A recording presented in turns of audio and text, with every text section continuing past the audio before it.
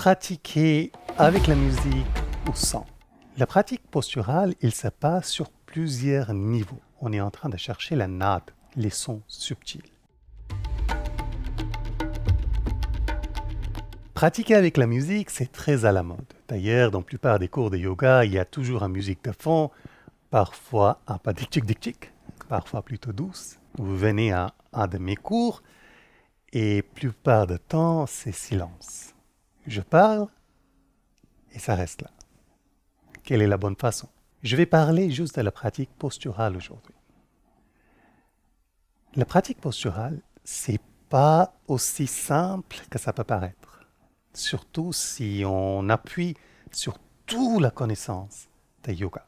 La pratique posturale, il se passe sur plusieurs niveaux. Parfois, tous les niveaux sont travaillés en même temps, mais très souvent, chaque niveau est travaillé séparément.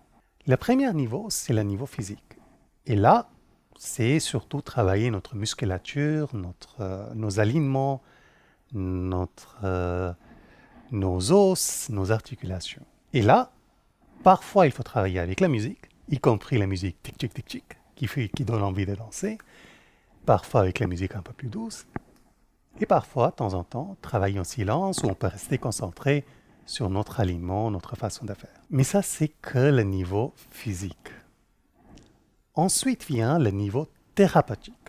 Alors, le niveau thérapeutique, c'est quand on va utiliser la connaissance d'Ayurveda pour avoir un effet spécifique sur nos organes internes, sur nos énergies internes, notamment les doshas.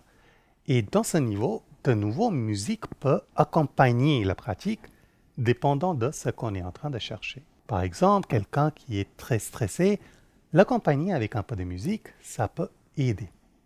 En contrepartie, quelqu'un qui a du mal à se concentrer, on lui met la musique, toute son concentration est dans la musique et il n'est plus concentré dans le souffle, dans le mouvement interne des énergies.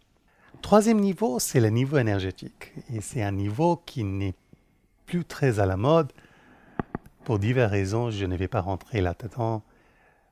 C'est un peu dommage, mais ce n'est pas un niveau qui est très souvent enseigné.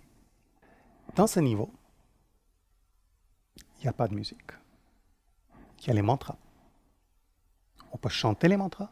On peut aussi les mettre comme une musique de fond si toutes les personnes qui pratiquent ont déjà acquis la compréhension du mantra. Mais parfois on le fera avec les mantras et la plupart du temps on le fera complètement sans. Parce que dans cette partie énergétique, on est en train de chercher la nade, les sons subtils. Et quand l'esprit est extraverti, il n'y a pas de sons subtils.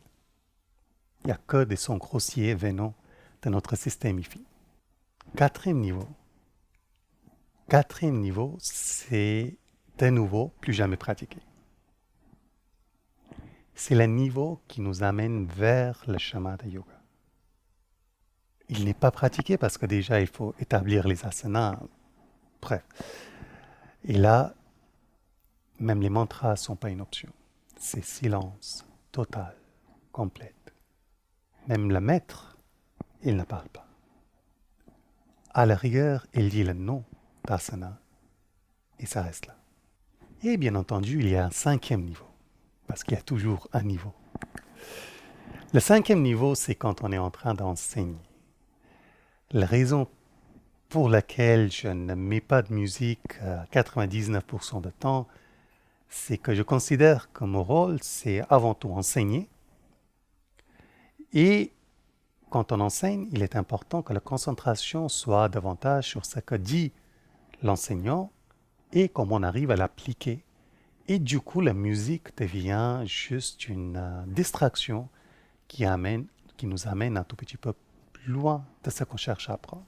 Alors, faut-il mettre la musique ou pas mettre la musique? Après tout ce que je viens de dire, ça vous paraîtra étrange, mais de temps en temps, mettez la musique. De temps en temps, dansez avec les postures. Je le fais. Pas tous les jours, mais je le fais aussi. De temps en temps, mettez la musique plus douce. De temps en temps, utilisez les mantras. Mais plupart du temps,